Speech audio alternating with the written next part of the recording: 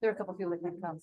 5, 4, 3, 2, 1. All right, who wants to start us off?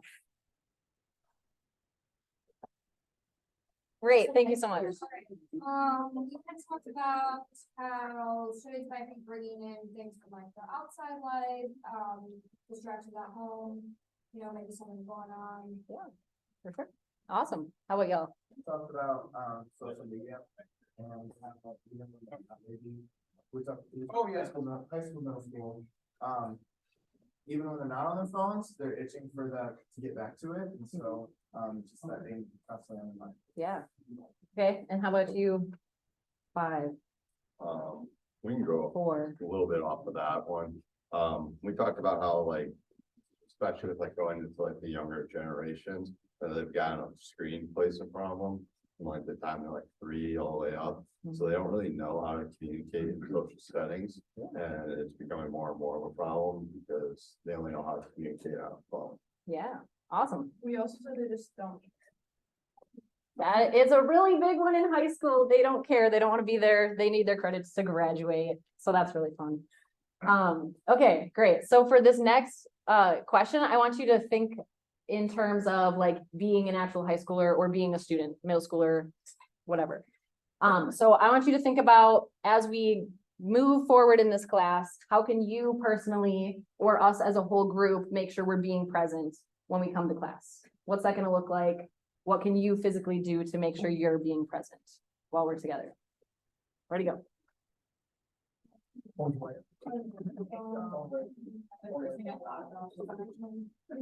Do a little personal check-in before you walk in, and turn around what's going on now. And then I can do whatever you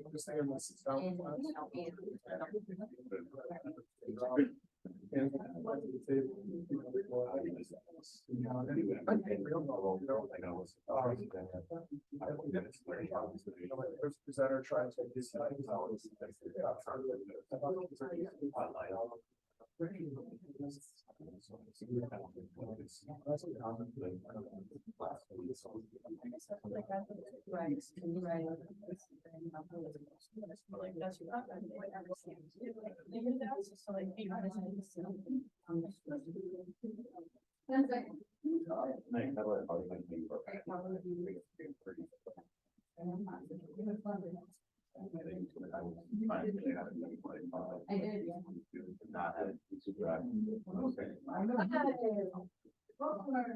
4, 3, 2, 1.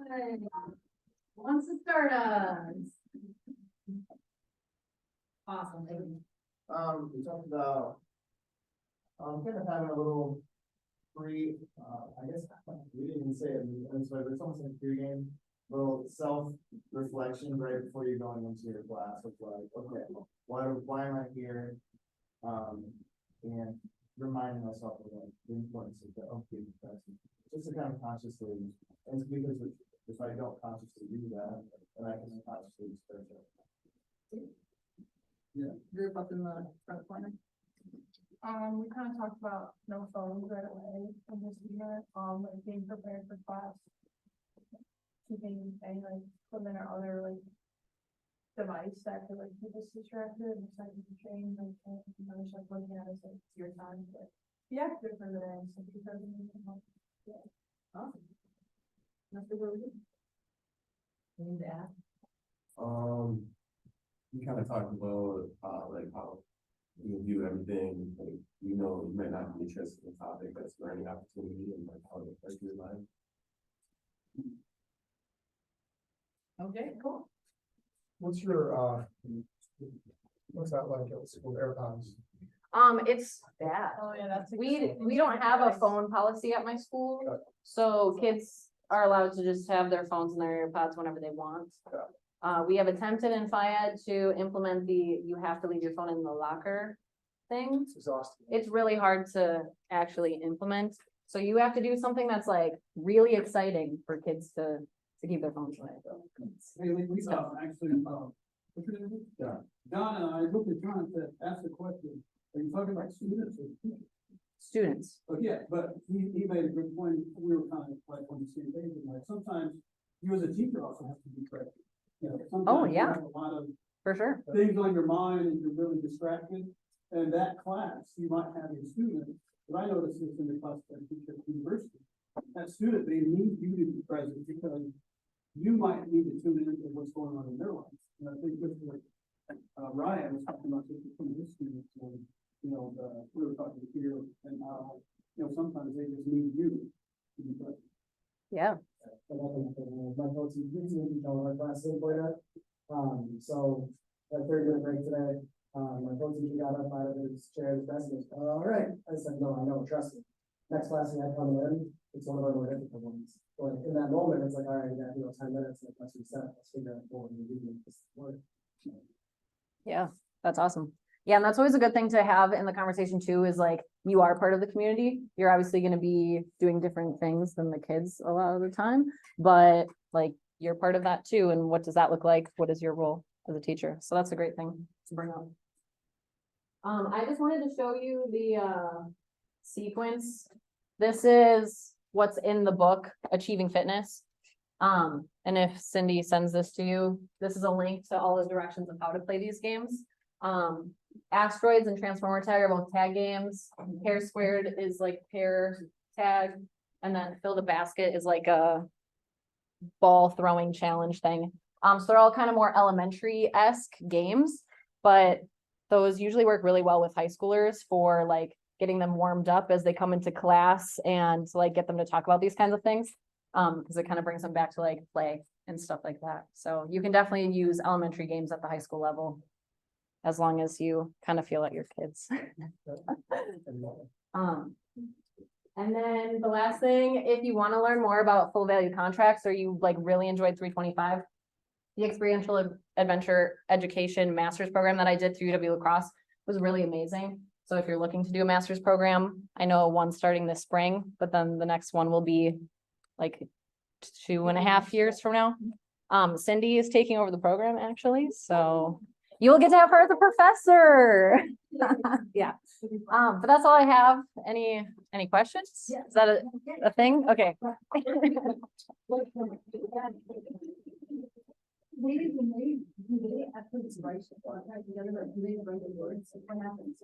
Yeah, so we get like a big poster paper and we write down the like 5 things that we really want to have as a community, and then all my kids sign it with a marker, and then that's like our contract that we revisit throughout the semester. What's the title of your class?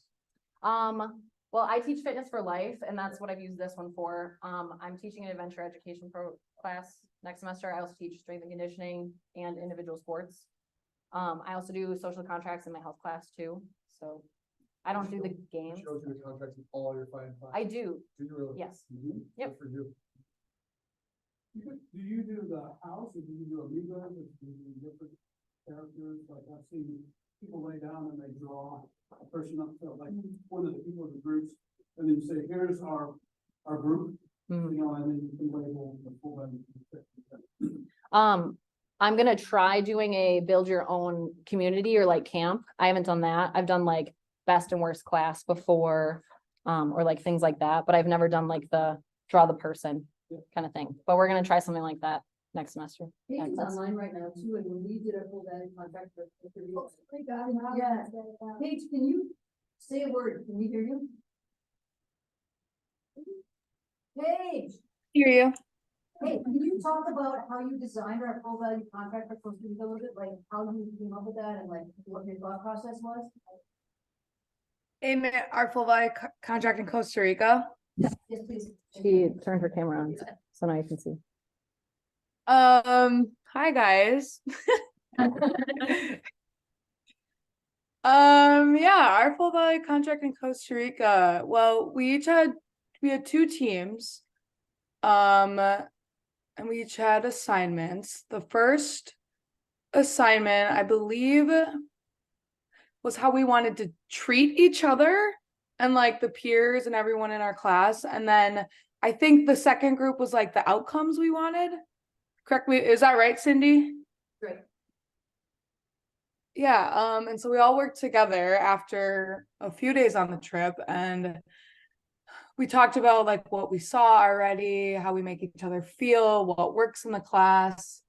And we landed on some pretty standard, similar stuff you'll probably get in any class, but talking about respecting and encouraging each other and being willing to step out of your comfort zone and to grow. And yeah, and then we all came together and we had a person from each group write it, and then we all listened to it and added on. And I mean, it was a good group discussion for the whole class, and I think we met the values throughout our time there. But it was something that held everyone accountable, and I enjoyed it, and I like it when we do it in all our classes. So yeah, but I'm sure there's other people who are in Costa Rica that could speak on it too. But I called it you because you took a special role then, because you tried to represent that visually for us. So how did you can you just talk about like what you ended up drawing and there it is. But can you the zip line drawing. stop the themes or how just where you did that thing? Yeah, I wish I had it in front of me so I could talk about it. Yeah. It's somewhere. Oh, is it over there? Well, Someone has it. If it's on a screen. I drew it. So I wanna see I it. ended up drawing our full value contract. Here. I can't read it. Oh yeah, It's a big one for us. I want to talk about that. But yeah, I think I represented Oh, you got it. the values just visually. I think I said the zip line was like our trust in each other and our support of one another, and the people represented like encouraging each other. And we decided to do the zip lining as a picture because it was a shared experience that we went through individually, like when we each were on the rope and we all had our own, feelings and thoughts come up with that. But then we also experienced it as a group because we all came together and like we were waiting for each other on the platform and talking each other up for anyone who's nervous. So yeah, I think we decided ziplining because it was a individual yet shared experience that we all had. So it's pretty cool. That was awesome. Thank you. Sorry to just call you out. It's fine.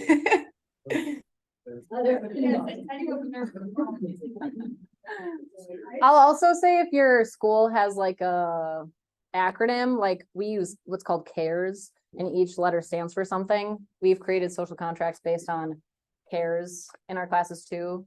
So like, what does community mean to you? And they like talk in small groups and write down ideas. So you don't have to like reinvent the wheel too. Your school has like a thing. Have any of you ever done like the full value contract with your colleagues or your group, like even like you guys? Do you? Yeah. So We I actually, we went through a process a couple years ago where we talked about like, what do we do really well?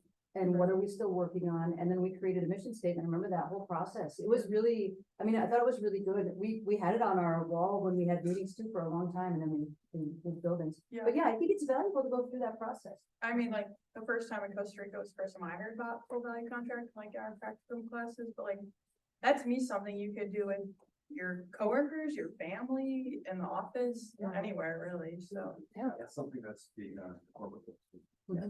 Good. So most of you in here had 316, we did it the very first time in 316. So the very beginning of the year. Yeah. It's all coming together. I remember that was actually good. The other thing, yeah, that's not good. That one was. Okay, other questions for Haley, because that was awesome. Other questions? We have her address and stuff, so I'll send I'll send all of this to everybody, but you could be, I mean, not like. You can show up at my house. Put your email address, so we can get in touch if you want to, and I hope that Dr. Norris is trying to work on the health finders, getting a chance to work with you. Yeah. Plus, no, I did cooperative teacher for student teaching, it's gonna happen, so. Wait, you. Hey. You saw it. That's right, there you go, there you go, yes, that'll be great. Anything else? Lots of comments? What do you think, John? You up? Sure. We got? You change up a little bit. What can I I didn't bring any back. Exactly like Hey, everybody, I'm John again. Graduated in 18, so not too long ago. I just wanted to come share a little bit about my story, transitioning out of teaching in schools and teaching in corporate workplace. So, graduated in 18, got a sweet gig out in Verona, working at elementary schools, teaching K-5 PE at Country View. It's great school, everything. Things happen for a reason is what I've found out. It's kind of the theme of my story. Tore my ACL 3 weeks before starting my first year teaching, had surgery 4 days before school started. And so my teaching experience was a little bit brutal, right? And so I ended up re-tearing, breaking up a fight of fourth graders trying to put away a basketball. So that's a whole other story. But ended up re-tearing, needed a whole nother surgery. And I said, insanity is doing the same thing twice. So I was like, all right, I'm gonna take some time away from teaching. I'm gonna find another gig in the meantime. Brought me to a company called Eat Street. Eat Street's like, hey, you're good at talking to people. You wanna try doing sales for us? I was like, well, I'm gonna go back to teaching next year, but sure. In the meantime, went into sales, long story short, was running enterprise sales with them, talking to the marketing directors at Buffalo Wild Wings, Chick-fil-A, Taco Bell, really immersing myself in the corporate world. And all of a sudden, one day I got this LinkedIn message that said, hey, we saw you went to school to be a teacher and now you work in sales. We're hiring 90 salespeople over the next year. We're looking for somebody who can come teach sales. What are your thoughts? And I was like, okay, I get a lot of spam on LinkedIn. This one didn't feel like spam. So I took the interview, whatever. But now I teach cohorts of 2, 3, 4 sales reps at a time who come through basically a 1-year sales training process. And the fun thing that I was talking to Cindy about is, man, y'all are hear of the slanty rope? Everybody hear that? Y'all ever hear of, there's a lot of silent nods. Y'all ever hear of teaching with the end in mind? In this workspace, a lot of that was new, right? Because in the corporate world, you're not hiring the perfect candidate every single time. It's not that third grader that's already hitting 3-pointers, right? You have to teach anybody who walks through that door how to do sales. So I was thinking, okay, slanty rope time. We need to make a couple of these activities a little more accompanied, right? Teaching with the end in mind time. When they graduate this program, what is it going to look like, right? What are the core things that we need to really accomplish? And then the third one I wrote down was just simple organization. You as teachers going through any teaching program, PE or otherwise, if you ever get opportunity in the corporate world, you are going to be more organized than your peers. You can ask Nancy or Cindy. I was not the most organized college student. I asked for extensions on almost every single project we ever did. But then I go into the business world, man, I'm organized compared to the rest, right? So coming from the teaching world and getting that, I think I was a teacher for 6 months. So just getting that repetition in there was really huge for me. So just wanted to come share my story. Be here to answer any questions that you all have. I know that a lot of you are going to student teaching. You'll be entering the field. I want to be a resource as an alumni who came through this program for anybody who's interested in like, what does it look like? How do I leverage what I learned from Nancy, what I learned from Cindy? How do I leverage that in an interview? How do I talk about that? How do I position myself as a resource for a company? And let me tell you what, right now in the corporate world, they are hungry for teachers. They are desperate because if I can't teach these sales reps to do their job, right, and to be productive, layoffs. All of a sudden 80 people lose their job, right? So stakes are super high. There's a lot of pressure, but what I've learned is coming from a PE background, there are so many of the things that you guys are learning right now that apply there as well. So I shouldn't say I'm shocked anymore, but I'm always surprised when I hop on the call with the CEO, you know, the new tech bro who's got this awesome idea. He wants to be the next guy to like mud wrestle with Mark Zuckerberg or whatever they do, right? New CEO out here, man, look, this thing is gonna be awesome. And he goes, oh yeah, I was a PE teacher. But now he's the CEO of his company, right? So there's so many in the business world that came from a PE background. And there's a lot of good that we can do. So anybody got any questions off the bat of what that looks like? I know that was kind of a rambling And John is not the only one who's graduated from our program, who's gone like a different direction, sort of like more businessy direction. So I think about, we've got a guy that's working for the Bengals right now in their home offices. We've got people that work for the Olympics, couple graduates that work for the Olympics. We have a fiduciary advisor, and the same, they all say the same thing. That the skill set you take away from here, the skills really can be utilized in lots of different areas. So I think business is one of the first groups that's kind of starting to figure that out, but it's, you know. There are a lot of corporations in the business world that are looking for people to teach health and wellness to their employees, because that's a huge cost for them in terms of health insurance. So they are looking for people to take care of people.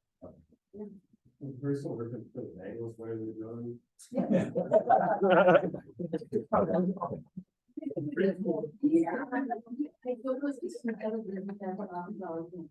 Just remind me. Yeah. Okay, there's someone who got a PhD degree who now teaches psychology to hitters and further outbreaks. Corporate digital news didn't do it for you? Come on. The Bengals? Only other note I wanted to add is a fun like thing that we just get hammered into us, especially when you're student teaching and going through the program, is this concept of like sub plans. Right? Like, all right, if I'm sick, if I'm out of office, if I'm away, can somebody take what I did, pick it up, look at it and do it? Connor, is this something familiar to you? Yeah. And when I was at Eat Street, a guy was laid off. And I took over his role and I looked at his sub plans and they were blank. So now when you talk to a lot of corporations, whatnot, there's so many things that you bring in there. When you walk into that office that first day, you're looking at their systems, you're looking at their institutional knowledge they have. And we say, if you're sick, who takes over? And that was kind of the biggest thing. Like, I think that was the thing at Eat Street that got me moving up the fastest, was like, hey guys, what happens if somebody has paternity, maternity leave? What happens if this guy quits? And they're like, we're screwed. Yeah. Teachers aren't like that. We have sub plans. So anyways, that was the other note I wrote up, but appreciate y'all. So basically, this opportunity right now, and she said the hardest thing for her was writing her plans. And she had to write basically some messy working plans for the people that were coming in, and she spent a lot of time doing it. So her program is still thriving for that very reason. So that's a great point. No, I want to ask you, there's some concepts that you probably take from like when you're student teaching to the business world. What was the hardest thing making the transition from being, I was a teacher, now I'm working with these folks that I'm teaching about this. Did you find some parallels between, what you did when you're teaching and teaching new salespersons? All of the parallels. Learning styles Yeah. is huge. Teaching second graders how to put on roller skates and teaching 24-year-olds how to talk to a 50-year-old director of marketing, pretty much the same thing. But it's really thinking about, what are your cues? What are we looking for? Cues are huge. How are we creating assessments? Big thing for me is assessment. Just want to be objective, want to be valid, want to be repeatable, right? That doesn't exist in the corporate workplace. So all of a sudden you show up and you say, well, how do I know if I'm doing a good job? And your boss gives you some BS that as a teacher, you're like, that's not repeatable, that's not objective, that's not, a good assessment. And so really applying those things really helps. So I'd say learning styles and the value of assessments. And that's one of the projects I'm working on right now with my boss, is creating an assessment tool where we can actually look objectively at someone's performance and grade it down. And what are we doing? Checklists. What are we doing? Tap in, tap out, like self-assessments, all these different things. So those would be the two. Any other questions? No? Thank you so much. I need to learn too, because I want to bring something back tomorrow and be like, all right, we're gonna do this high-five thing. The last note is, I do like my job because it's East Coast based, so I get that 7 a.m. That's what I love as a teacher. You're done by like 4:30. And it's remote, so I have a polo on and sweatpants. Nice, Exactly what I want to do. nice. Do you, Mackenzie? You still there? Sorry, I just put my head inside. Yep, I'm right here. Yep. Hey, do you feel, are you okay just like watching a little screen? Mackenzie's got a great gym voice. Can you share with us, Mackenzie? Yeah. Do you want me just a to? second. Okay, No, Or if I, I'm gonna make you a, do okay, you want me to make you a co-host here? try it. Okay, you're a co-host, so you should be able to share. Anything? Okay, Okay, so this will be kind of weird. This is the way we have to look at it. I'm so sorry, but yes. On this one? Yeah, but we'll probably get a lot of echoey. I mean, this is the Zoom link on here. Oh, maybe. I'm gonna find this. You got it, John? Yeah. You have to turn off. the laptop. Round with a- I don't know if it's gonna knock these things out.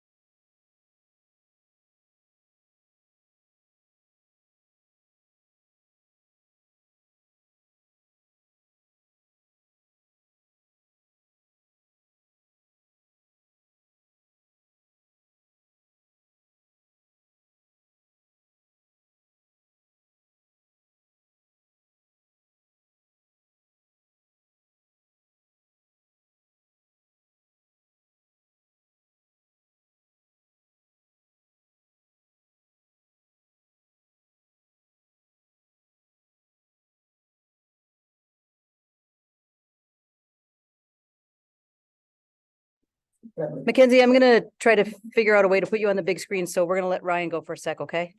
I just had an idea, Cindy. I just Yeah. emailed you. I just Oh. emailed you my Google Slides. So Nice. I got you. Yep, okay, that'll be perfect. That'll be perfect. So we'll let Ryan go and then I'll put you up on the screen. great, thanks. Thank you. Just one sec.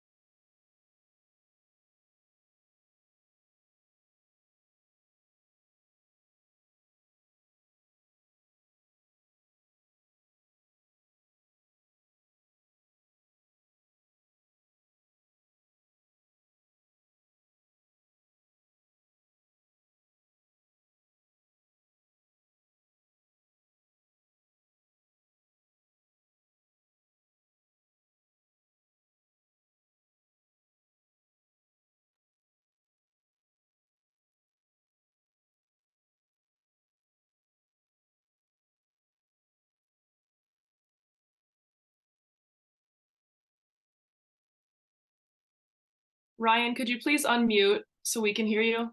Sorry. Do you want me to start over? You're good. Just keep going. Thank you. Okay, it was all really interesting, I promise. Yeah, so it's a completely online program, which has been awesome. I'm lucky I found it, but yeah, it's definitely been a journey over the past year and a half-ish to get there. So what I am going to kind of present to you guys today is just how we run things in Poinet. When I got there in 18, we had a program that was okay. You know, coming from Columbus, I wanted to change. I wanted something that was a little bit more dynamic than what I was seeing. And luckily, my coworker and I, we tried, you know, to implement some new things that have continued on till this day. Even adding in a new teacher to the mix when my previous co-teacher had found a new job. But we are really big on things like routine. things like setting expectations and holding kids to that expectation. Pointed's not a big district. When we look at the high school, we're talking less than 400 kids. So you can kind of imagine from there on out what it looks like. And even though we co-teach every single class of ours, so it's myself and then another Phi Ed teacher, we are only looking at, I think our biggest class is probably 38. So when we break that down, it actually gives us a really good chance to be able to do some interesting things in terms of having a couple teachers in there, but also reach kids in a different way because we have 2 teachers in there, which helps. One of those things that we do is we do basically most all of our lesson planning on Google Slides or PowerPoint, whatever you have. When I had started there, our middle school principal, who is now our superintendent, had asked us, like, hey, make sure, we want you guys submitting lesson plans throughout the year, whatever. That first year was hard, just going through Google Slides. I'm sorry, going through, Google Docs and filling all that stuff out and making sure, we had step-by-step plans for literally everything. And my co-teacher at the time, who's now working in Partyville, her and I kind of thought like, well, we do all of this already. Can we find a way to present it to the kids, number one, and then number two, make it something that we can reproduce from year to year. So it's acting as a lesson plan. It's been a work in progress. I feel like we get better at it every year that we do it. But you guys can kind of see here. I'll come back to this. So teaching middle school is a different kind of animal. I need to dive into some areas of pop culture that I didn't know existed. I still have no idea what this is. But when we start our classes, we start simple. We start with a walk and talk. And, if I could go back to when I was, sitting in your position as a student and I would tell myself that, hey, a walk and talk works, I wouldn't believe it, to be honest. I'd be a skeptic. But it works. Like we have these middle school kids come in every single day. They know right away when they come in the gym, this is what they do. It's taken a little bit of work. It's taken a little bit of training. It's taken a little bit of explaining the why behind it. But it's something that works. Now, during that time, we also have an attendance. Okay, attendance is obviously something, we've never really truly figure out how to do until we have that genius moment. But this came with a lot of brainstorming between a couple of people. But have you guys heard of Lumio? And also Lumio is an online based platform that's usually used for smartboards. But I found out that you can also use it on just any sort of regular old computer. And we were lucky enough when we had upgraded our computers a couple of years ago to have touchscreens. So we asked for an extra one. We're like, hey, we want to do attendance. Like, yeah, we could sit there and waste 2-3 minutes to take attendance, figure it out. We could devise a way for the kids to do it, whatever, but why don't we just do this? So every day we have a computer set up. They come in the gym, they just slide their name. It makes it really simple for us. We don't have to, set them in rows. We don't have to. Ryan, can you put that on the board? What is it? There should be dry erase. Oh, yeah. Let's see. I hate when markers don't work. So it's Lumio. How do you know that they just don't like blue? Sometimes they do. To be completely honest with you, sometimes they do. But that also is the advantage of working in a small district. We know our kids. Some kids take it upon themselves, like for that one day, that they're gonna decide, like, I'm gonna move my friends over. Okay, I'm gonna like be the guy that's gonna check everybody in. Like that's awesome. And if we see that so and so like Owen slides Sawyer over, right? And Sawyer's not here. Like that can be a discussion that we can have during our warm up. We can have be a discussion that we can have elsewhere. Call down to the office. What's going on? Like, is this kid here? Not whatever. I can see how that could be an issue in a little bit of a bigger district situation, but for us it works. So getting into lesson planning and stuff, and how we do it. Now this would usually be, on a Google Doc, right? Students will be able to, we go through psychomotor, affective, and cognitive domains. We build all of that into here. as we go through our routine, okay? So we always highlight, you know, dynamic warm-ups. Kids do this every day. We do it together. We make sure we're doing it as a team. You know, once again, this isn't something that was perfect on day one, but over time, you know, it's became something that the kids know what to do. And we lose them for a little bit in 5th and 6th grade. We have 2 other teachers in district who take them, and even getting them back in 7th grade, like they can come in and start doing this. We cover this a little bit at the end of 4th, but our kids know what to expect, which is the biggest part in terms of what they're learning. So they know that when we are working through dynamics, we've had that discussion with them about the benefits of a warm-up, okay, why we are doing it. We want them to understand why the machine works, okay, how the machine works. We do fitness every day. I like movies.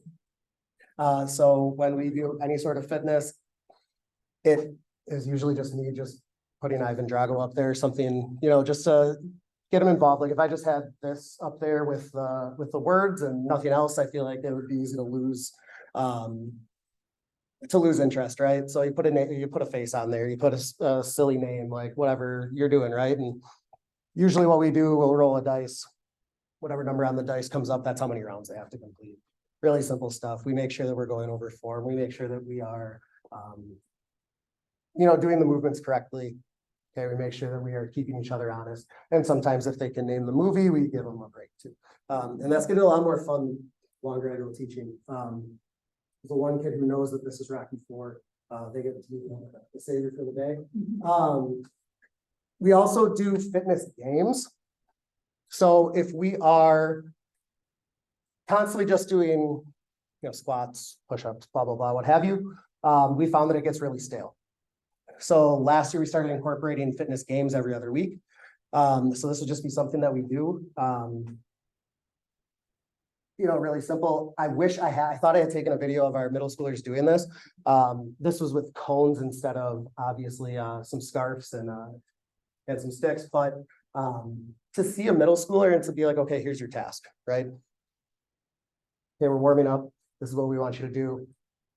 Just a little bit of competition that we put in there, it's done wonders for those kids, their engagement, their ability to get into class and to be present, to tackle what we were talking about earlier. We found that video helps a lot. So I didn't have so the video here, right? In our lesson plans, right? Lesson planning, we write this all up. Okay, we can spend how many bullet points writing this up. Okay, this is simple. This is easy to see.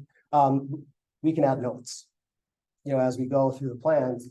Okay, but when we're looking at these, okay, at least in my mind, my brain's really weird, I get it. But at least in my mind, this speaks to me a lot more as I'm planning things than it does to write it on paper. But so like I was mentioning, our kids know what to expect because we go over it with them. Our kids know what to expect because we go over it with them. We are completely standards-based in Point At, which helps a lot in terms of setting that expectation for whatever we might be grading on, whatever we might be assessing, because it allows us to put in, it allows us to put I'm sorry, I talked today. It allows us to put a goal to that task, right? So I stole this ish from my alma mater. I went to North Fond du Lac. And one day when I was back for whatever, you know, this was up here in the gym. I saw it. I was like, okay, that's awesome. Like I'm gonna take that. We're gonna make it our own. And this is kind of what guides us through a lot of that first part of class, the fitness, the dynamics, basically making sure that they are staying on task, doing what they are supposed to be doing, and that they know why they're doing it. Okay. So our scale goes from advanced, proficient, developing, beginning, or no evidence. our principal has joked, I should say now our superintendent, he has joked a million times. He said anytime that he would stop in the gym, he saw that we were always reviewing expectations. That wasn't planned, I promise. It's not something that we chose to do. It's just that we really hold our expectations in high regard, and we want our students to hold those expectations in high regard too. So we make sure to constantly review that with them. We make sure that they understand exactly what we expect, because you know, that's it's important, right? I've started using the little comparison this year with expectations, especially with middle schoolers. I'm like, if I go to a restaurant and I order French fries and I get onion rings, that restaurant didn't meet my expectations. Okay, I'm gonna ask them to do it over, okay, politely. So my kids this year are probably pretty annoyed with me saying that you guys are giving me onion rings. But it's helped, right? Setting that expectation, setting that clear line, okay? With 2 teachers, we are allowed to run 2 units concurrently. Essentially, this is something I picked up a little bit of when I student taught at Middleton High School with Jock and Hilbert. They have a block period, so they were running 2 units concurrently. We don't. We have 45 minutes. But we decided, hey, we have 2 teachers, we can do 2 things, we can get twice as much done. So we try to run 2 units concurrently. We use a TGFU framework to look at all this stuff. Within a single unit, we attempt to cover different ones just to get a little bit of variety, and that'll become a little bit more apparent as I talk a little bit more. It's hard to get kids interested in what they're doing in Phi Ed, I feel like. We've raised the engagement level at our school by leaps and bounds just by offering choice. Running 2 units has allowed us to allow the students to choose, essentially. Setting it in the framework of TGFU has allowed us to set our rubrics within the idea of like, okay, this is not basketball, this is invasion. I can assess them multiple times throughout the year on the same exact thing. Okay, even if they do not play basketball, I can get that skill somewhere else. I can assess that skill somewhere else. Okay. Because of that idea of choice, we do require participation. If we're doing a football and volleyball unit, we're going to require that one day. Okay, we're going to tell you where to go, essentially. Okay, those mandated days, they focus on closed practice tasks. Okay, closed practice, small-sided games, okay, things like that. Choice days focus on a little bit more competitive, a little bit more open practice time, open practice tasks. But then we also add in modified closed practice tasks because some kids might not be ready for that gameplay experience. And that becomes really apparent when we talk about our rubrics. We've been piloting this idea for about 1.5 years now of a sliding scale rubric. We took essentially all of our rubrics. We looked at them and we said, well, let's take a look at the experience that this kid has outside of school. Right? Some kids choose not to play catch. Some kids choose not to kick a ball. And we looked at our rubrics and we saw, well, we are comparing kids with a lot of experience to kids with very little experience, on the exact same rubric. We didn't think it was fair. Okay. So what we did is we decided to essentially, as you can see, so Q1 was all invasion and net wall. We got through 4 different activities in that time. Before the year before we got into those first couple of days, we had kids take a Google form or fill out a Google form and tell us like, how much experience do you have? What have you done outside of school? Do you play a lot?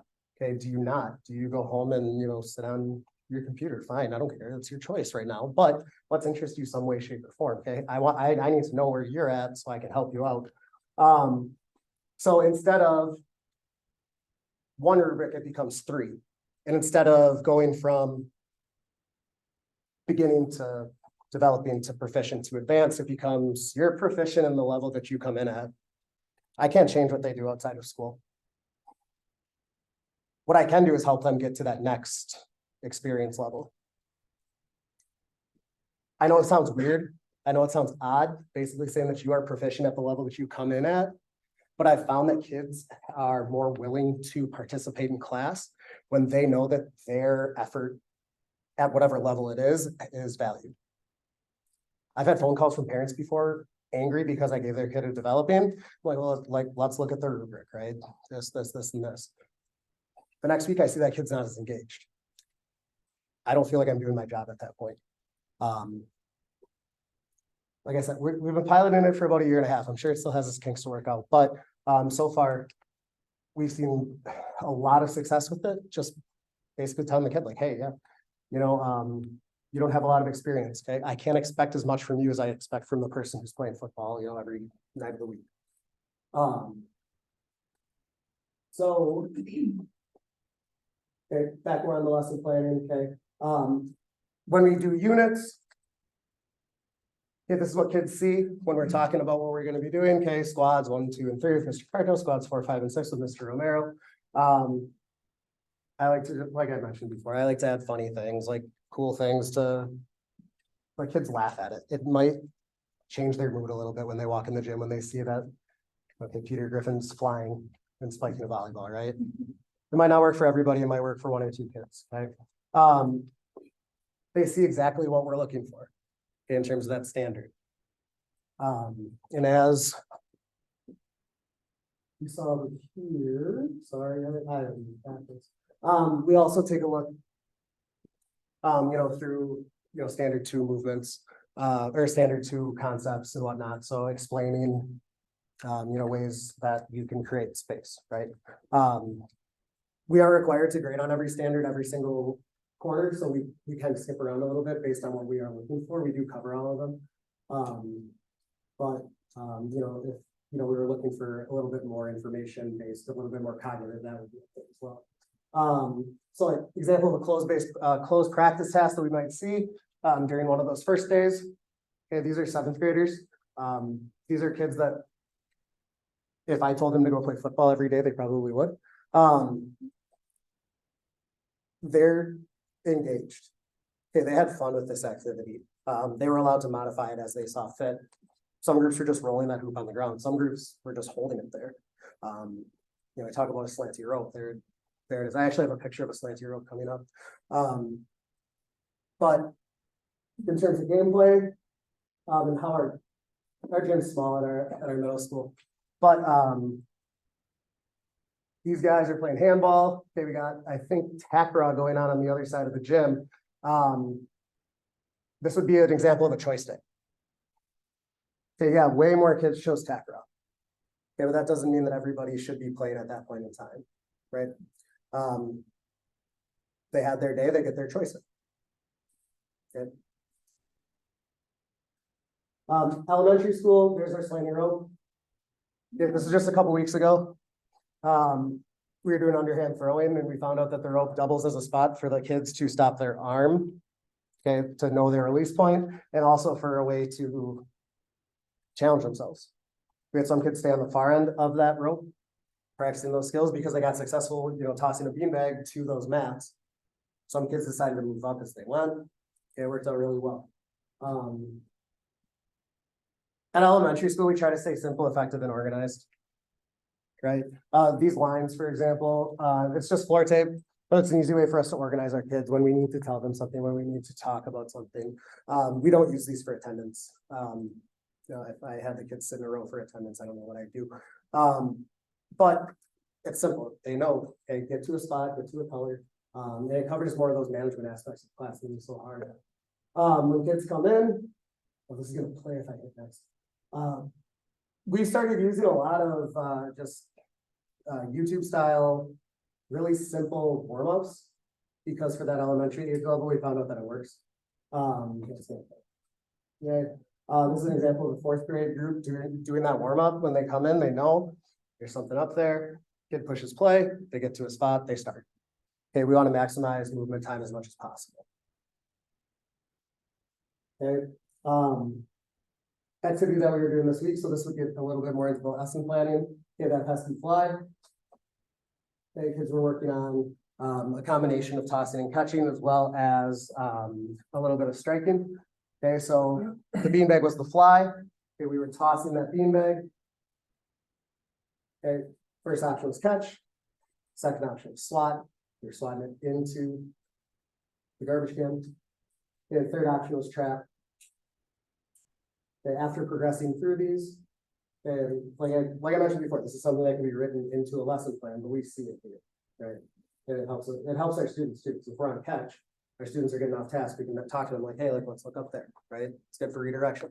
Okay, can we figure out what we are doing by watching your friends, by taking in the piece? You're right, you said you have that playing while you're in class. Yeah, yep. So do you have it on a big projector or is it just on a small TV? We have, it's not like a small TV, it's a decent size, but, They can see it though. they can see it. Yep. Just to be clear, they see every single thing pretty much that you show from the beginning, so like. Yeah. Those Our middle guys schoolers? with the walk and talk, they wave to walk in the gym and that's what they see. This is up on the projector. So they see This the is- lesson as it evolves on the Awesome. screen. Mhm, it's great.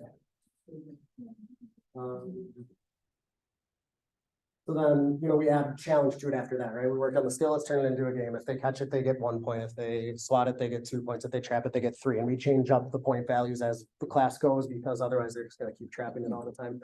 And we have a bunch of cotton balls for no reason whatsoever, other than they're easy for kids to grab and they're easy for kids to keep points. Especially at that elementary level, they're like, okay, if I catch the fly, I can take 1 cotton ball and put it into my. It's simple, it's effective. That visual is great for English language learners as well. Mhm. You know, for those of you who are in schools with a lot of that going on, it's very difficult to communicate, but that stuff they can see. Absolutely. They probably understand. Yep. That's good stuff. This was our kindergarten group just today. They're doing this activity. Catch, swat. Oh, my friend with the green towel.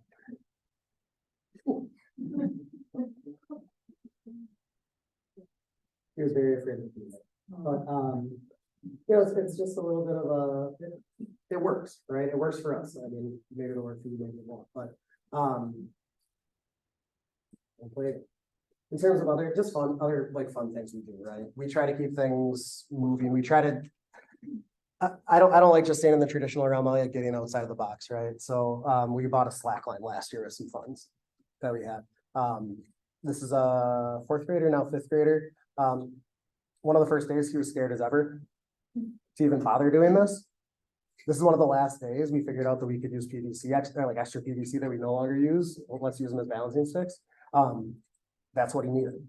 Some kids needed a hand to hold. Some kids tried to do it themselves, and we were sweating during the whole time that they were up there. But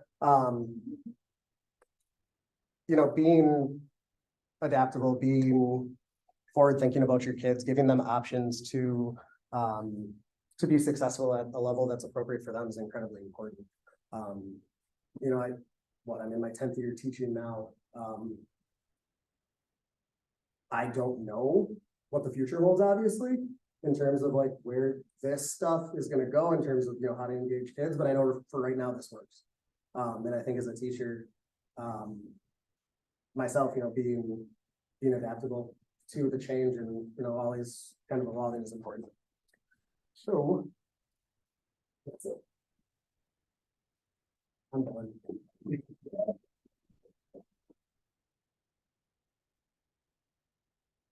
That's a lot. Questions? Yeah, I'm sorry. Yeah, I mean, it's so great to have sort of just this comprehensive look at how we teach. And a lot, what I appreciate is that you are speaking the same language that we are speaking, and you're speaking though from the perspective of like, here's how it actually works. Mhm. And I think it's really powerful. I hope it's powerful for those of you that have already heard these words, to see what it looks like in the school and see how successful you can be. Yeah, and like this has taken 10 years to figure out. Right. Like, there's no way, shape, or form of like teacher that I was in my first 5 years that would have ever thought that this would work. It's just all about reinventing yourself, all about growing, changing. So for the grading, are they giving like a 4, 3, 2, 1, or what are they doing? It's essentially it's advanced proficient developing, beginning, no evidence. Gotcha. No, I have a comment though, I guess. I would say just hearing you talk about like what we talk about is just like a good feeling, I guess. Knowing that you're going forth and even everyone who shared today, just really good ideas, or even just like your games, like that was like the fly game, like, dude, we should. Some of the stuff I've that- come up with, like, I don't even know how it happened, or, you know, my co-teacher or whatever, like, it's crazy. There's the simplest stuff, like. Yeah. What was it early in the year, like those cotton balls, early in the year, one of the first couple activities that we did with all of our elementary kids was like, okay, look, we've messed up the gym. Let's clean it up. You can grab so many cotton balls at a time, right? It's an easy way for us to, you know, set those expectations. Play a fun game, right? Our fourth graders got way more into it than I thought that they would. But no, that was good to see. I mean, simple things work Even across our all grade levels. Slack group too, and I said you spent the money at that. I guess I've just realized with Cindy's class right now, most of us are in 373, we're kind of doing practicums where we're like observing and we're going through a few different high schools and middle schools, and like yesterday, my group and I were at Boulder's rock climbing gym because his adventure ed class went there. And I guess through, I mean, I'm close to my students, but I'm just like, PE can be so fun, and this is so dynamic and interesting course, and we are in charge and influence what we want to make it. I guess all of us in this room, like our PE experience was pretty poor, and like I was like, I had no idea PE could take field trips. Like I had no idea we could do this, but like I guess it's just like empowering, you know, like we can do that for students and just make this really cool place.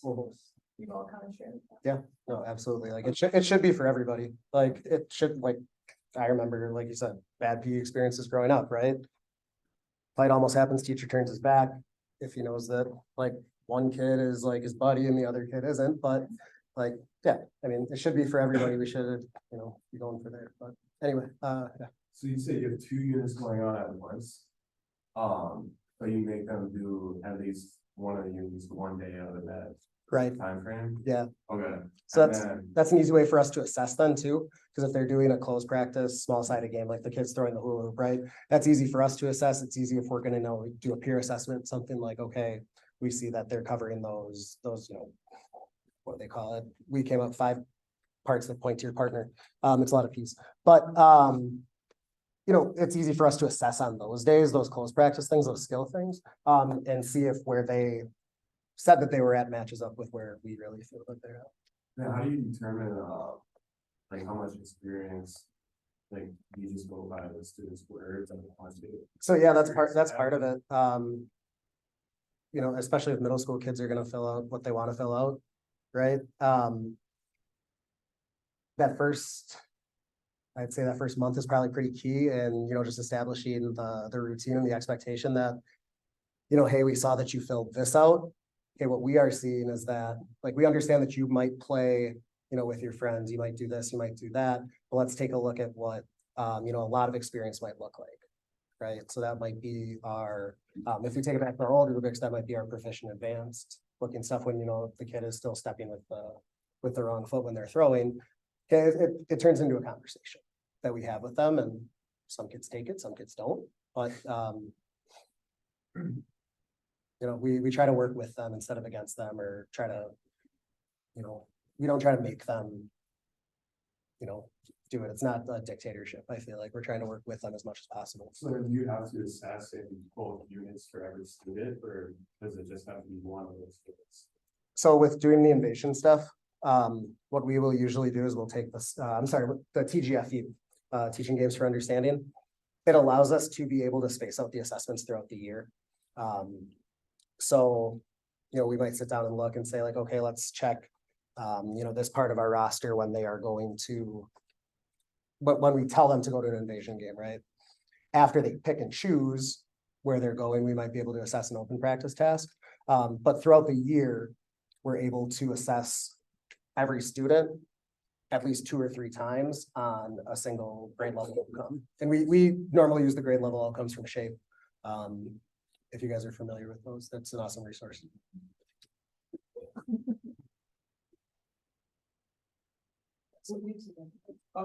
Just a comment. I was in another community and there was 32 different languages spoken. And Oh, so one of the things we've been challenging our students with here is to consider when you have words on the screen for literacy, and I think I love it that you have the words up there, but also considering what is the common language spoken in that school.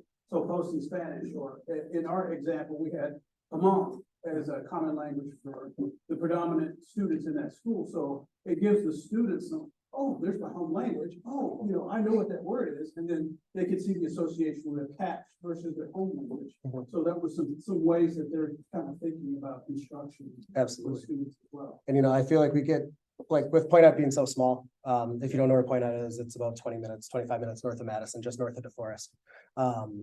We get bottlenecked a little bit, like, there's not much diversity in our schools. Which, it's something we need to consider. Like you mentioned, you know, I feel like, when I was looking at that, I was like, oh, I should add some Spanish, Spanish words to that, right? Like, let's get them learning. My co-teacher, Mr. Romero, he's from Puerto Rico. Like, he is the splash of culture as a teacher in Poinet. You know, he's awesome. He exposes these kids to something so much different than they ever get just growing up there. And, you know, kids try to speak Spanish to him, and, you know, he loves it. But yeah, like, adding that would mean so much more. Any other questions? Something else I just appreciate with Kathy is the fact that you just keep going as a teacher. Like, you know, you're all so focused on growing as teachers right now because, you know, you're gonna go out there. It doesn't end. And you know, it can end. I mean, I think some people just stop, they just stop where they're at. But you're such a poster child for continuing growth, and it's really healthy, and it's really helpful for your students. So thanks for presenting that. Of course. Yep. Thank you.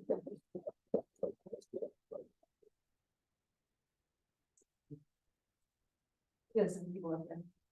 Cindy, do you want me to share something? Yes, I do. I know. Well, we're sending. Yeah. So I didn't really come prepared, such as these guys did, but We're gonna see what you're on. yeah, this is what unprepared looks like, right? Types with three different things. All right, so yeah, I graduated from here in 03, and I'm sure the program has grown a lot too Yeah. since I was here. Because some of the, like Costa Rica, that's crazy. We never had that opportunity. We had an outdoor pursuits class, but that was running out to Picnic Point, into the garbage mud, biking through all that stuff. And so, yeah, it's been, Taking a chicken for your final? we didn't do that. You didn't do that? No, we did not do that. So I on my notes here, I have some things like some tools that I use, some things of that nature. So like when we're out in the schools, we're thrown with this, we have to go with this stuff pretty quickly. But when you are in these programs, a lot of it's like, you know, hypothetical and theoretical and philosophical, all that kind of stuff. So the one thing I do ask all my student teachers when they come into me is that, you know, what are you here for? That's the first thing I always ask them, like, what are you doing here? And I really want them to analyze or self-analyze and, you know, really think about that, because if you're not in the classroom 100% all the time, like you were saying, being present, I mean, it really shows, doesn't it? And so that ability to reset from one class to the next class, because I remember, Molly, when you were in school, you know, there were certain days when it's like, as a teacher, you would be thrown, you know, a curveball by the administrator. All of a sudden you open up your email and there's something going on that you have to worry about. And then the next class rolls right in and you got to come in with a smile because Molly's here with a smile and she's saying, hey, Mr. Derrick. So I'm like, hey, Molly, how are you doing? She doesn't need to know all the stuff that's going on outside of that. So that's the first thing I always ask. And now the answer I get from a lot of students is that I'm here because I signed the teacher pledge. And that's awesome, right? That's a huge financial gain for you that you can have your school paid for. However, don't just be there for that, right? I mean, I really want you guys to want to be in this profession for a long haul. And I know you went and you changed, that's okay, but you're still teaching, right? Which is great. I mean, because that's what we need. We need teachers, especially FIED teachers. So that's the first thing I ask my students is, why are you here? And do you want to be a teacher? And if not, what do you want to do outside of teaching? Because that's okay. Like, I remember when I was sitting in one of my health classes and they said, do you want to have children? Do you want to have a family? And I was like, man, I don't know if I'm going to have that type of energy to invest all that time, you know, with students all day, coach in the evenings, help in the mornings, and then be able to be a good father and to be a good husband, you know, to my kids and my wife. And I initially said, no, I'm not sure if I do want to have kids, but now I have 4 kids and Cindy has known my kids and, you know, so it's been great, you know. Everything you're doing right now is helping you shape your philosophy, you know, and your approach to teaching. Like you were saying before, you know, hey, it's really cool that you're hearing some of the stuff that's being communicated. It will, I remember we had a project that we had to do something with like, create your ideal PE program. You know, and I still look at that from 20 some odd years ago. I still have that old Word document. I don't know if you guys if you use Word anymore, but it's an old Word document. And you look at that and you're saying, you know, there's a lot of parallels or a lot of similarities to what we're trying to run in our own programs. So when our district had a massive referendum come up a couple years ago in 2017, I really wasn't given the opportunity. It was kind of like I went in and I asked for the opportunity and I said, I really want to be part of this. And it was very challenging. It was very difficult to try to communicate to everybody, this is what we need our school to look at or look like. Molly, were you there for the referendum? Yeah. What year did you graduate again? 2018. Okay, so you came in right at the like opening of it, right at the end of it. Mm-hmm. So trying to, you know, take that vision and, you know, put it into words, but then also put it into pictures so that when you're asking the public to spend millions and millions and millions of dollars for a fight and athletic, you know, area, that they want to be happy about it. So I was able to go back and look at some of those things that we did in class. Transitioning real quick now to like some tools I use in classroom. Heart rate monitors. Anybody use heart rate monitors before? Yeah, I mean, some good stuff, right? Some kids come in with their Apple Watches, so they're already on them. The one thing that we use is heart zones. Are you familiar with heart zones? There's some goods and bads with that. I found it to be really, really good at times, and sometimes it's kind of inefficient with the communication. But as you were saying, if there's some feedback given to these kids, they can get a PDF document sent back home. You can validate what you're doing in class, going along with that slanty rope theory as well. Some kids are working really, really hard and their heart rate is low, whereas some kids are working not so hard, it seems like, or at least it appears, but their heart rate is very high. It allows for those conversations and discussions with the parents and with the kids. So those heart zones is a tremendous tool. There is no, you know, annual reoccurring fee with that program. It's a one-time lump sum fee, and then they will support you when you don't have the, you know, like if you have technical difficulties. Google Forms, you guys are familiar with Google Forms, right? It's a great way though. So I'll give you an example right now. In my class, I have, do you train with intent? Do you train with high effort? And do you train with positive attitude? And that's up on the board. I wish I would have taken a picture of it, sorry. And it has yes, no written underneath it, but then there's a QR code. They quickly take their phone and they scan that, and then they do the form, and it takes all of 10 seconds. We're going to do that for 2 weeks. We're on our second week coming up, and then will allow us to go back and look at what students are saying. I looked at it today and it was kind of like, yeah, I'm not really sure if these kids are answering truthfully, but it'll give me some sort of conversation I can have with the kids. Let's see. So the forms are great for formative assessments, right? You throw that up there. You can do a quick snapshot if they have their phones, like in our school, because the kids can have their phones, they can have their AirPods, they can have everything out ready to go. They can quickly get onto that form. They answer that form, and then I can quickly put it up onto the TV and say, okay, this is what we know about volleyball, or this is what we don't know about volleyball. And then it helps us direct those lessons moving forward. So use those things. Exit slips, like I said, for the Google Forms, classroom culture and environment. Getting to know your student. A lot of the teachers use those to get to know the students at the beginning of the year, to kind of incorporate into that, that full value contract. Getting to know, exit slip survey on material or review. Essential questions. A lot of your districts will require you to do learning targets. I don't know if you guys call them objectives. What do you guys call them? SLOs. SLOs, yeah, like student learning objectives. So you'll have to go into your MLP, my learning plan, and do all that stuff, or, you know, your professional development every year.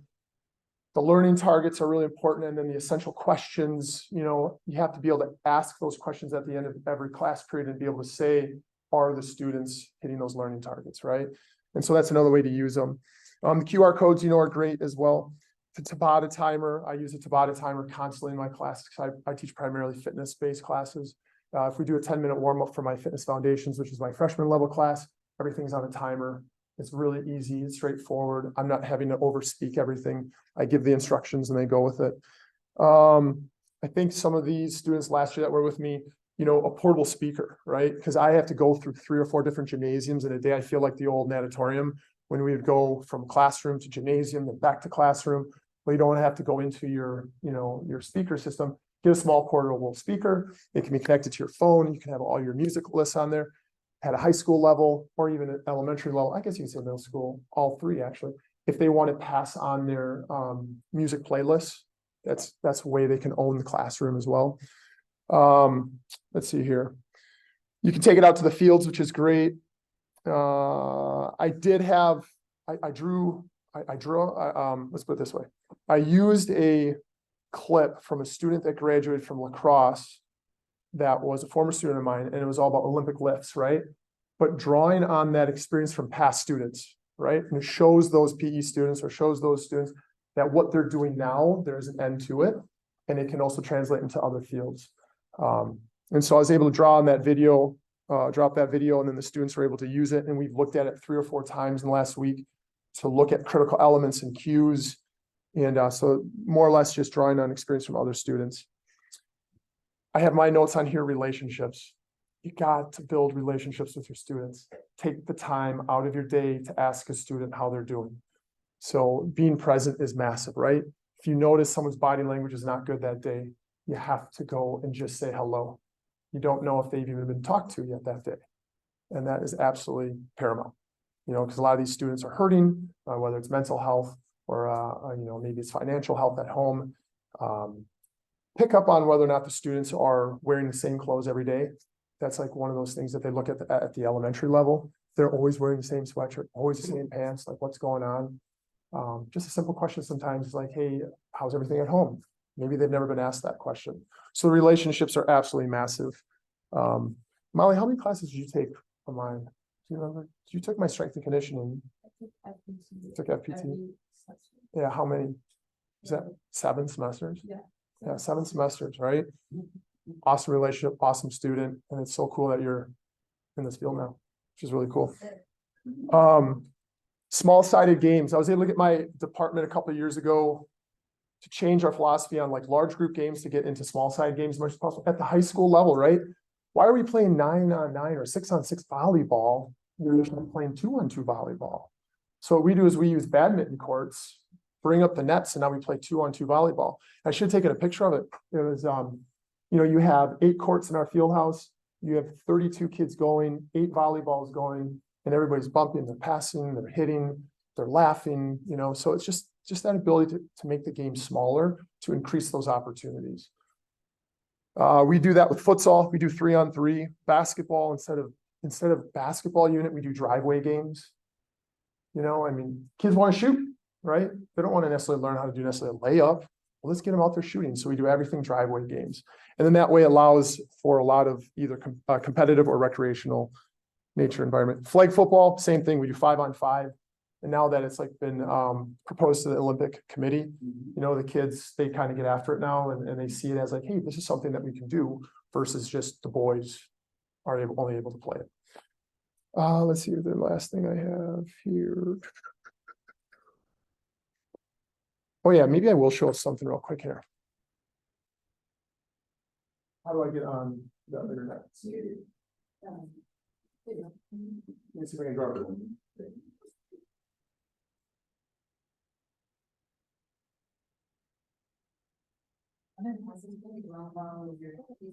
Sorry, I'm a little bit drier on this stuff, guys. Are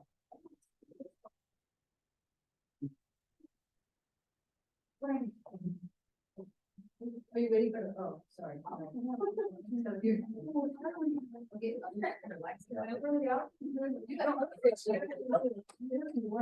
Eminence of pyramid. Yes, I know. A good grasp of the website 2 weeks ago. No.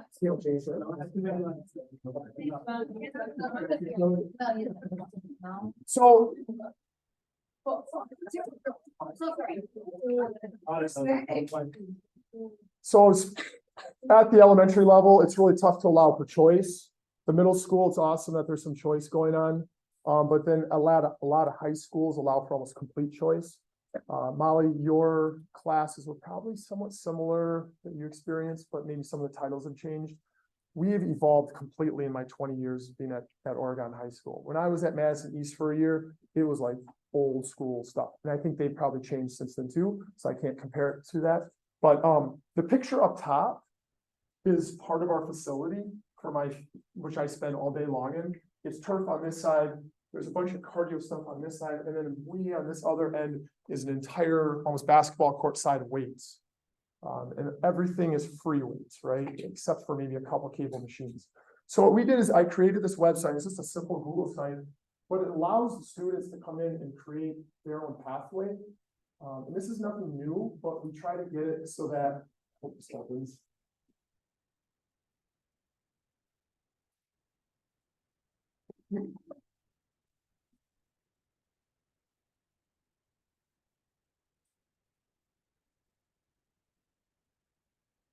Either way, I'll just talk through it. So what we did is we have the requirements here of how to graduate from high school, right?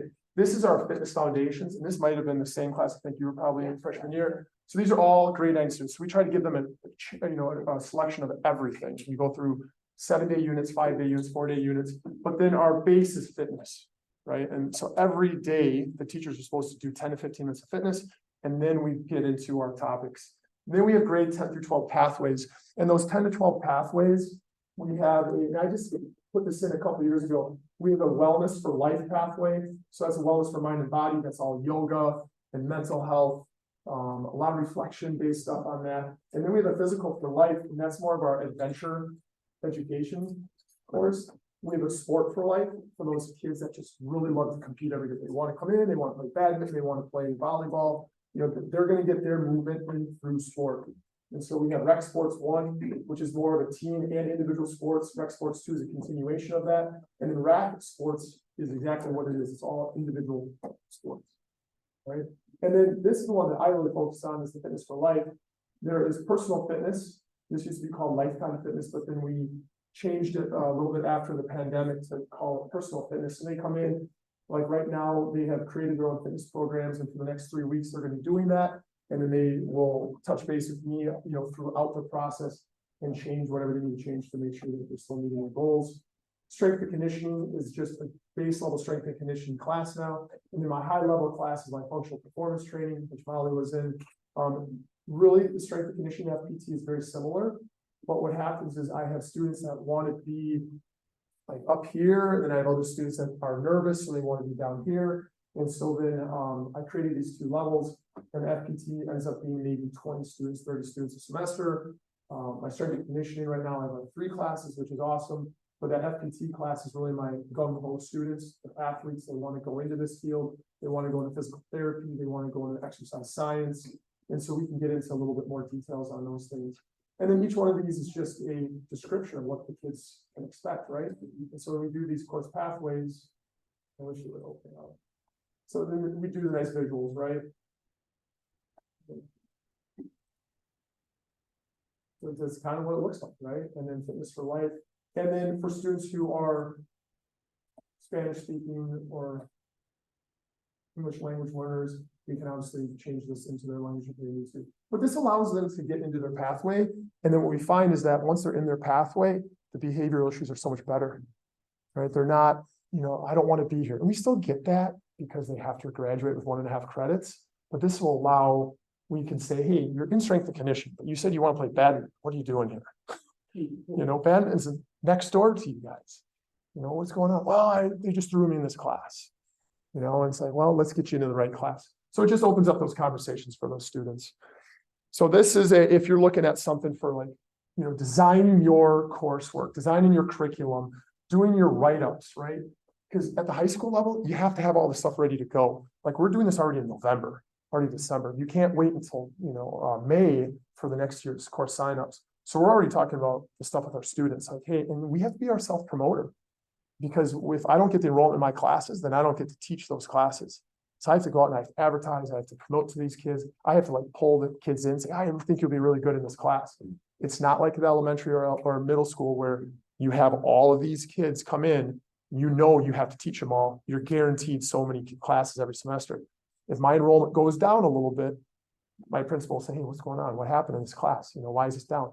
What I've learned over the years is that it goes like this. You're going to get a real high number, and then the next year you get a low number. Then you get a high number, then you get a low number. And then what you want to try to do is keep that going up and up and up so that you get more and more sections of the classes that you want to teach. My fitness foundations class is the freshman level class, and those are always the most difficult because they're freshmen. right? I mean, they're coming in, they think they're eighth graders still, but they're cool because they're in high school.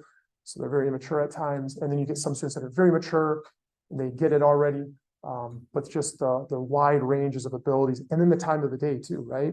If you get them at the end of the day, they're squirrely. If you get them in the middle of the day, right before lunch, they're squirrely. If you get them early morning, mid-afternoon, they're pretty good. Fortunately, I don't have any of those. I have eighth grade or eighth hour right now, and they're tough. Last thing, let's see. Think that might be it, Cindy. That's all the notes I had put down.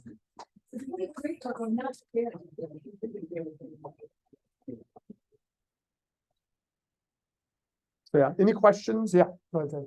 For the hard zones app, God, do you have like students' name, like on a projector? by heart rate, or- You can do a number or you can do a name. Oh, yeah, and then you assess on that, or? I don't assess on it. That's just. It's purely experiential. You know, we do a lot of rate of perceived exertion, you know, similar to the standards-based stuff, right? You know, what does it look like? Are you able to speak? Are you able to breathe comfortably? You know, well, if that's lining up with this heart rate that you say you're at, then this is not the right spot. So it's more of a reflection-based that I do on that. I mean, it's tough, right? Because one time the heart rate monitor won't work for the student. How can I punish that student for that? You know, sometimes the emails don't get sent out. What I'm finding now is I used to do it every single class. It would get bogged down in the afternoon, the program would. So then at my afternoon class, the emails wouldn't get sent out. So now I just save it for my first hour class, my high level students, and they are the ones that seem like they like it the best. So that's your question. Technology, especially, it's great to have it easy to depend on it too much. Yeah. Like with our stuff when we have slides, right? You don't know lesson plans, like, yeah, sometimes it doesn't work. That doesn't mean, you know, class is not there, it's funny. Or it's up to us to pivot a little bit to do, you know, how we're gonna do this, you know, community, so, Yeah, and what's even better, if you are in schools for long enough, draw on those past students, bring them back. Bring them back, have them be mentors, have them be student teachers, you know, or from the high school down to middle school. I mean, we have this program called Backpack Mentors now. I think one of the health classes started. But for the high school level, I used to have the students, if they wanted to, they could go down and teach a class or two at the middle school or elementary level. And so just seeing those connections from across grade levels is awesome for those students. And then it gets them into the field, maybe like, hey, maybe they're going to be interested in doing this stuff. And we used to do field trips. Yeah. Remember that before the pandemic? That was fun. We used to come in, Cindy would talk to the classes. We'd go to one of my P classes, we would go to Boulders. Then we'd take a tour of the UW-Madison. And then one of my classes, we would ride out to, we'd go from Verona all the way up to Mount Horeb. We'd ride out there for a day, barbecue, ride back. Like just this, what's that? On bicycles, yep. I'm not able to do that very well anymore. So instead we try to have a goal of 100 miles. So the last 4 or 5 weeks, we've just been biking every day in class, 5 or 6 miles every day. And we wanted to get to 100 miles. We got to like 99.2. That was close. So, but I mean, hey, biking in class, right? I mean, get outside into the community. You would be amazed at how many kids cannot ride a bike. They haven't done it since they were 7 or 8 years old. They get on their bicycle, like, well, I don't know if I feel good about this, you know? And so, but you build this stuff over time and you can have some pretty awesome courses. So any questions, Cindy, or you said you wanted to mention something before? No, you were talking about it. I wanted you to talk about the, like your connection with the administration in the development of the new facility. And how important that was, but how you had asked for it. Like, it's so weird. People don't get asked a lot of times about that, but Mark just said, Amy and I just talked to you about that. Yeah. And look, I mean, you've seen, many of you've seen, it's a difference. That is awesome. So, I mean, it will take, let's put this, you have to put yourself out there if you want to go get it, right? If you want it in your program, and you're gonna hit some speed bumps along the way. You're gonna hit some friction, a lot of it. But you got to go for it if you want to do this in your community that you're in. And I'm fortunate I was able to move to the community, and then I kind of planted myself there. My kids went through the school, and so. But my goal with this too is to show that it can be done in these high schools, right? This doesn't have to be a one size fits all, which the developers wanted to do. And we said, no, we want to have a say in this. Unfortunately, we were listened to. Do you guys want the members to use the facilities? They can if they want to. So, but I mean, before we had this little room that was probably about as big as this. Yeah, so you know how big it was. It was small, right? And you'd have like 40 kids in there. Well, now we have 150 kids in the weight room, and the coaches then have the nerve to complain about it. I'm like, these kids are not vaping, they're not smoking somewhere, they're not drinking somewhere, they're not getting in trouble. They're coming to the weight room after school and they want to lift. And a lot of them are non-athletes, which is even better, right? And those are the kids that we need to be reaching out to as much as possible. So that was a huge thing. And then the other side of it was we didn't have enough females in the weight room because it was intimidating. Now the females are kicking ass. And the boys are like, whoa, I'm not really sure if I like this. You know, so I mean, that's the reality we find, and that's awesome. So, any questions? No, you're okay. Get me out of here, right? No, and again, like you feel the passion all of these people have for their work, you know, and it's just so it's infectious, and I want to make sure we have time for you too, but this is, I mean, you feel it, and look at the difference that you know. Yeah. Build those relationships though. Those are massive. So, thanks. Sid. You're good. No, you're totally good. Mackenzie, do we get to see your people? My son's been kind of all over the place. He's downstairs with dad right now. So Okay, well, if he wanders up, we'll take him. I got your slides. I'm gonna put them up on the screen so you can see him Great. while you talk. Did I close it? Yeah, that's good. Thank you. It might be, there's a tab on it. Yeah, probably. It's right down here. There we go. See it again? So I'm not familiar with this. yeah, you can present. There you go. Great. So Okay. my name is Mackenzie Swenson. You have to I listen more carefully. Sorry. I'm just telling them to be quiet so that they can hear you. I will project as well. And this is going to be a lot shorter than the other presentations, but I feel like I'm learning from these other teachers, which is just awesome. And I see we have a lot of similar, you know, foundational views and the things that we find to be important. So really makes me feel good about the other PE programs out there. And you guys know you're learning from some of the best. So including Cindy and everyone there. So my name is Mackenzie. I am in my 9th year working in education overall, 4th year teaching full time. Fun fact, I actually was John's sub in Verona when he tore his ACL at Country View. Shout out John if he's still there. For a little bit, I was his sub. And I am currently teaching at Edgewood Campus School, just down the road from UW, K through 8, 4K through 8 PE actually. So I got the littles, middle school, everyone in between. And I'm going to be sharing a quick technology piece that I use every single day. I don't have the fanciest gym because I share the gym with Edgewood College. So it's actually a very old gym, but I have a college-sized gym, which is great.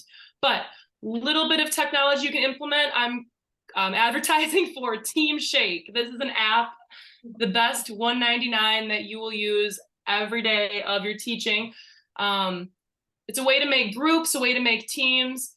Obviously, there's many things within routines that those other, I'm blanking, Panko from Poinet covered with kind of squad stuff. You can do lines, you can do partner up and find someone with the same color shirt as you, short hair, long hair. I'm sure Cindy's talked about this stuff.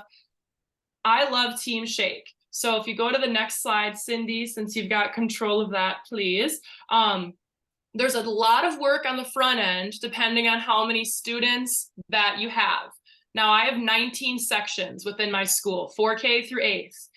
You can see on the right there is the list. And then on the left is just an example of how the app works with a Google spreadsheet ahead of time. You input class rosters and kind of follow based on the parts of the app with using team strengths, creating sub-teams, opposing teams, if the student's absent, and gender. How I set it up at the beginning of the year, though, is just keeping those other middle categories blank, and those are what change throughout the year, depending on what unit we're in. So I do assign gender groupings because I'm often balancing boys and girls on teams. So I'll get to that in kind of the next portion. So Cindy, if you go to the next page, please. What I love about Team Shake. Now, this is an actual view of one of my 5th grade classes. So it automates, the boys are blue, girls are pink. It's just kind of one of the settings. It is what it is. So this is a grade where I have some very, very competitive, very talented students.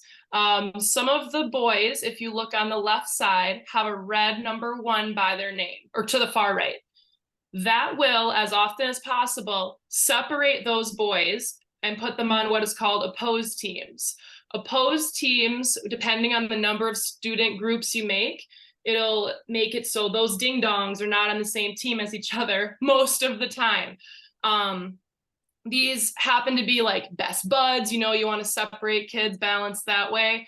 I like to do that. And most of the time they don't really know that I have it set up that way. They're just like, oh man, I'm not with John again. Come on, maybe next time. So kind of keeps on their toes with making teams.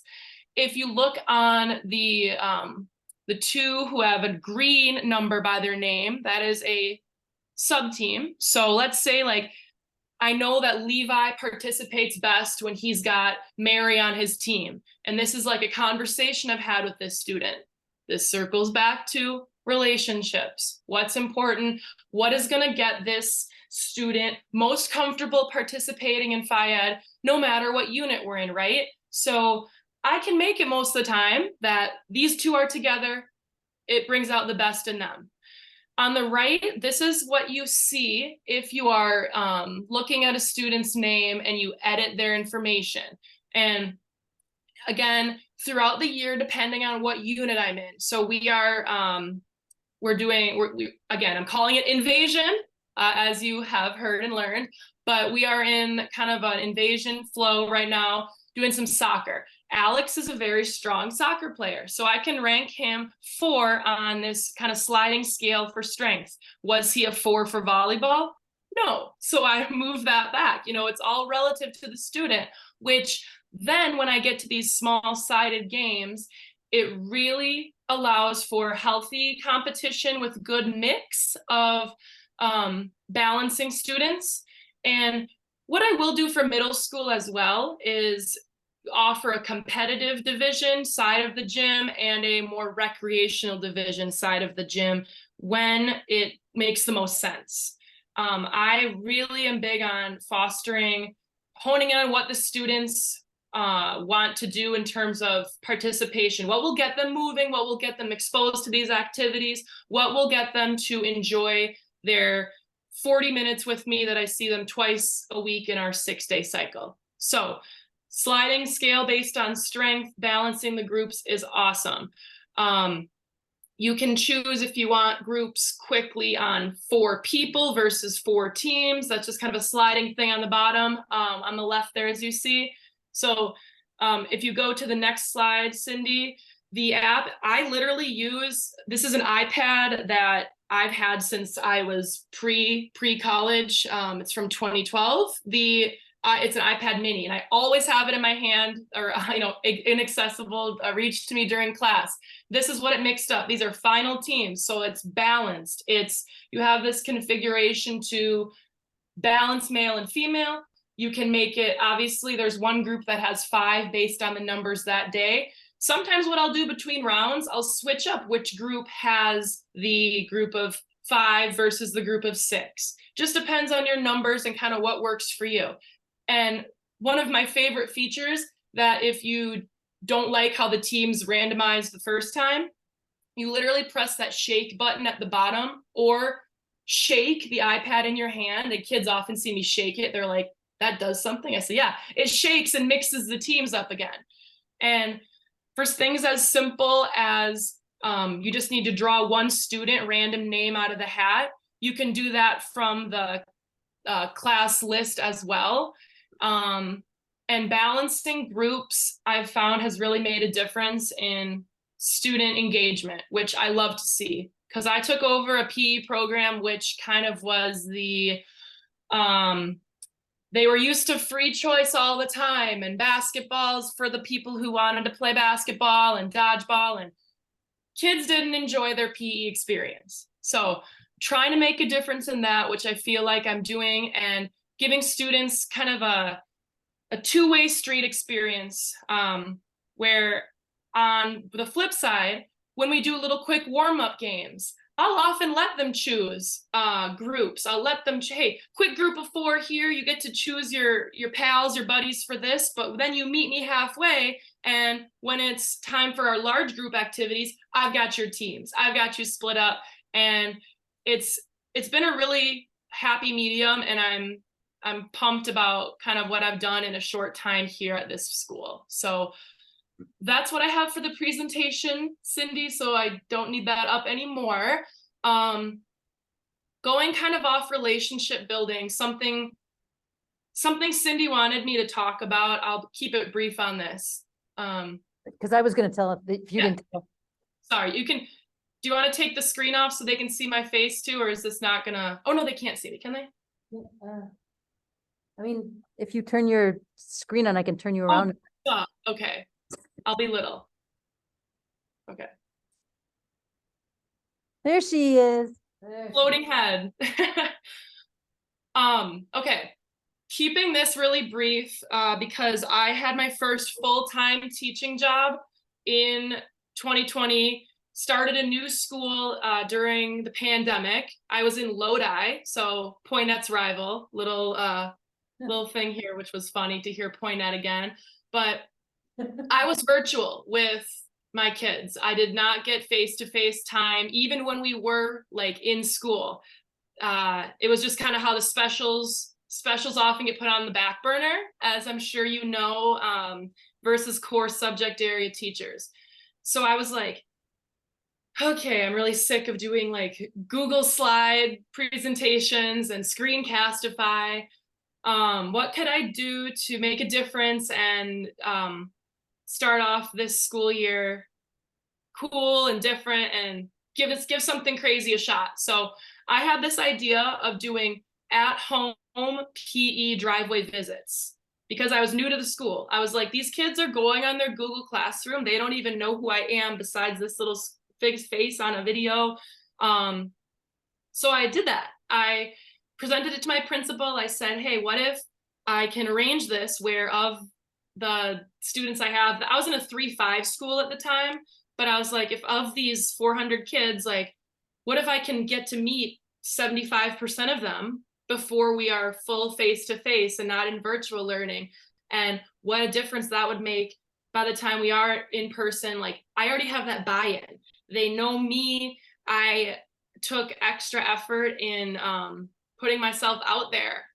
I could have stayed and just kind of been satisfied with like being whole 100% virtual, but I created a Google form, emailed families to get like a convenient time when I could drop in. I mapped out my community where I would be heading, and actually somehow got local news coverage. There was a news story about me, which was totally not expected, but I just did like a social distanced, like 15-20 minute, got to know them, had a little bit of fitness involved, and it was really cool when we finally came face to face. I had kids like, I remember you from my driveway, and like parents in the community like complimenting me on that. And I thought it was just kind of this wacko weird idea, but you just don't know like what kind of things you will do that makes such a difference in these kids' lives. And you know, be the PE teacher that you would have wished you had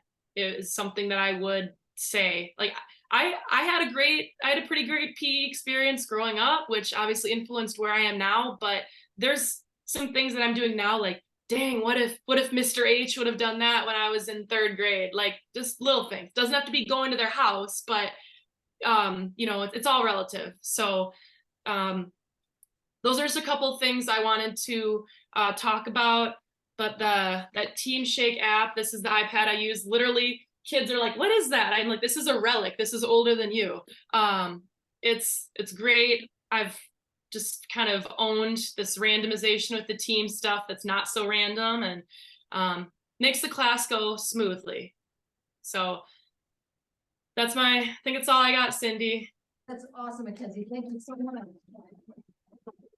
Any questions or comments or things? I know I'm virtual and weird here, but I think their heads are probably exploding because they. I agree. Yeah, as is mine, and my toddler's head is exploding too. No, he's all over. I'm glad you talked about the driveway PE because it was just the coolest thing. And I mean, it's fun to turn on, you know, the news and see your student, like your former student, like doing this amazing thing. And it's the same, like all of you could have. You I know, remember seeing that on the news. It was by the way. so cool. But I mean, you look at all of these people that have been here tonight and just the way they talk about what they do and the difference they're making, just on a regular basis. Just, and it doesn't have to be in the driveway like Mackenzie's saying, but all of the things that they do, they're so thoughtful about their work. And it really does make a difference. It's why these programs are successful. They're thriving. They're getting new gyms. They're getting more kids. I mean, it has a big impact. It's really exciting. Super. Questions, comments? Should we let her go? Yes. Mackenzie, thank you, especially since I know you have someone a little run around your house, but thank you so much for hanging in there and talking to us. Yes, thank you guys. Thank you. Thank you all for coming, like, fun, and, you know, it's probably one of the best moments you probably ever spent. I mean, literally, you can throw everything down. I did record this, so I will share it with people and you'll get to see the lives and all the links that you need, and, don't hesitate to be in touch with any of these folks. I really would love it. Are we in a group picture? Or? Should we? I love it. Let's do it. So. Yeah. I've been part of the street class. Art, you want to organize this? Asa, there's one thing in you, but it's. 20 years from now, I'll do this. No, that's better. Are you sure? Because I think I just. So for those of you that don't spend $1.99 or can't afford an iPad, don't have one. Bye, Paige. This website. Hi. Is the same exact thing.